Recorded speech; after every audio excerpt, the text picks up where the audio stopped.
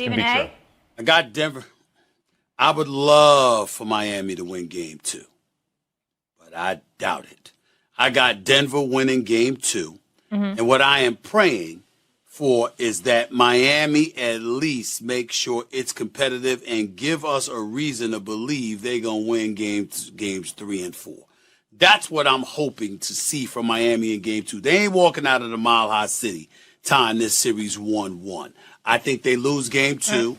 And I think they go back to South Beach down 0-2, needing to win game 3 and 4 to survive. Yep. Game 2 Sunday on ABC. We'll be back here to break it all down on Monday. Perk will be here. Stephen A. That he's going to have this team ready. He's going to make the necessary adjustments. This is not going to be a cakewalk series like everybody expecting it to be. The Miami Heat will bounce back, and they will win game 2. JJ? I believe that the Denver Nuggets are going to win game 2. I expect a more competitive game. To your point about Eric Spoelstra, I expect some adjustments, whether that's lineups, matchups, X and O's.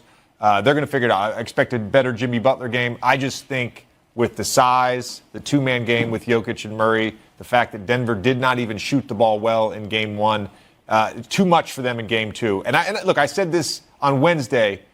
I don't know that if this series goes 4, 5, 6, 7.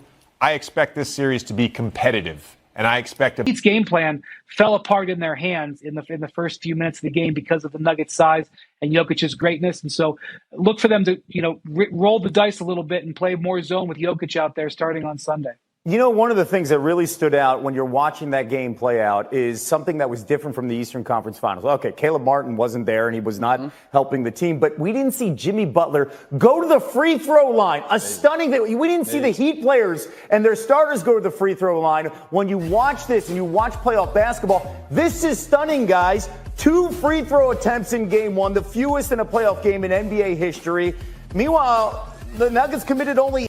I'm really going to miss not talking to you for 4 Allen just said he had 10 assists and no turnovers in the first half. It didn't work.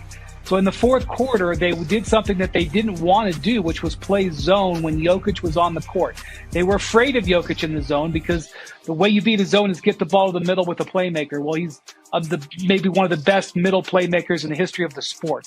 So they didn't go to the zone in the first half. The fourth quarter, they went zone. And after only taking 5 shots in the first 3 quarters, Jokic was forced into 7. I don't want to say forced because he was still making all of them. He was forced into shooting more and not passing the ball as much. And the Heat actually won the fourth quarter. That said, had it actually gotten to a close game, the Nuggets are the number 1 home clutch team. Fewer than any other team in finals history. So if you told Eric Spoelstra, hey, you're going to hold the Nuggets to 104 points, Bam Adebayo is going to give you 26 and 13, you're feeling really good. But then if you tell him you're going to the free throw line and 2 free throw attempts, did that stand out on how this game was called, or just the Nuggets had a pretty clean game? Yeah, I would go pretty clean game. This didn't look like a game where you're going, wow, they're letting a lot go. Wow, this is a real physical game. They're just not calling anything. It was more or less that the Heat were staying on the perimeter, that most of their open shots were on the perimeter, and a lot of times they have lived off of that. They have done a great job in making those open shots in this game. That was the struggle for them. When you look at some of these shots, that's an open look. Yes, the contest comes late, but it's an open look. And this is what they've lived on. They have thrived on. See, relocate, that's a great shooter. That's Duncan Robinson, I believe, and he just knocks that one a little to the left. Max Strus, by the way, we all had to feel for him. Man, you go 0 for 10, you 0 for 9 from 3. That's just a rough night. These are clean looks. They were 5 for 16 on what's considered wide open shots. No defender within 6 feet or more in this game. In the Celtics series, they shot 48% on those shots. So was this just a one-game thing? Shots, just 13 points. All perimeter. Perimeter. That's the problem. Was that stunning? It's again, I just don't think Jimmy Butler's the kind of player that forces anything. So if it's not there, he's not going to force it. He might have to. Because that's how they're playing him. They are fine with Bam. Go ahead. Let him. Somebody's got to score, right? A lot of times with defenses, you're not going to shut out a team. So we'll give that up. What you don't want is to get Jimmy rolling. That's what you don't want. So they're keeping on the perimeter. He's got to figure out. He only had 8 drives in this game, a playoff low. He was averaging 20 drives a game in the first 4 games of the Celtics series. That's more like him. The inside. Can two things be true? Yes, two things can be true. I'm not asking you that. I think two things are true. I think that this was a one-game occurrence, but I also think the free throw thing is not going to be forced the way that we are accustomed to seeing the Heat do it, right? Like when you look at the way Jimmy Butler plays, he's able to find gaps and he's able to pump fake. Think about that iconic play versus Al Horford in the previous series, right? The pump fakes get guys going. Guys that bump on pump fakes usually are at a disadvantage in terms of length or size. There's no reason for Aaron Gordon, Michael Porter Jr. to pump fake. Jokic is not going to pump fake because that's not really his game. Like the idea that the lanes to attack are going to be limited in this series, I think is true. Can the Heat also shoot the three ball better? Yes. So I think two things are true. Okay, help us now find the truth with Jimmy Butler. Where is Jimmy Butler right now? Defensively in the fourth quarter, what must they do out the gate in Game 2 Sunday on ABC offensively? Yeah, this was just plain as day to me. I thought they were intimidated by the Nuggets' size. It's one thing to know that you're playing against a front line with three guys 6'10" and taller. It's another thing to actually go out there and physically deal with it. And I think they were shocked by it. So we saw the same thing happen in Game 1 of the last series against the Lakers. After playing a small Warriors team, they came in and faced the size of the Nuggets, and they were shell-shocked. I think the Heat were just not used to those long arms, and I don't think they challenged it.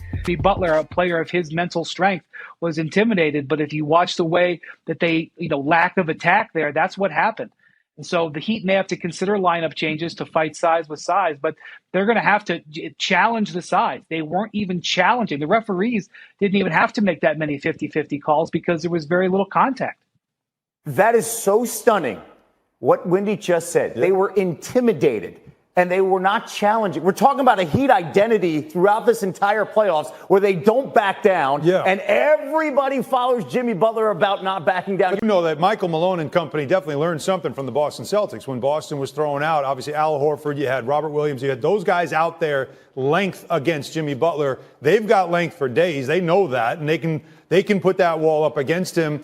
He was able to make an adjustment in Game 7, late in Game 7. So it's really still, to me, all about your perimeter shots going in. Miami is that team. When they don't make their threes, they're just not as effective. But how does Jimmy Butler attack when he's got to put it and just try to draw fouls? I just don't know that he plays like that because he's better one-on-one using his strength and power, getting his shoulder under your armpit and drawing those fouls. But these guys, as Wendy said, they're 6 to 7 inches taller than him already with the wingspan. Heat in Game 2. But Denver will win.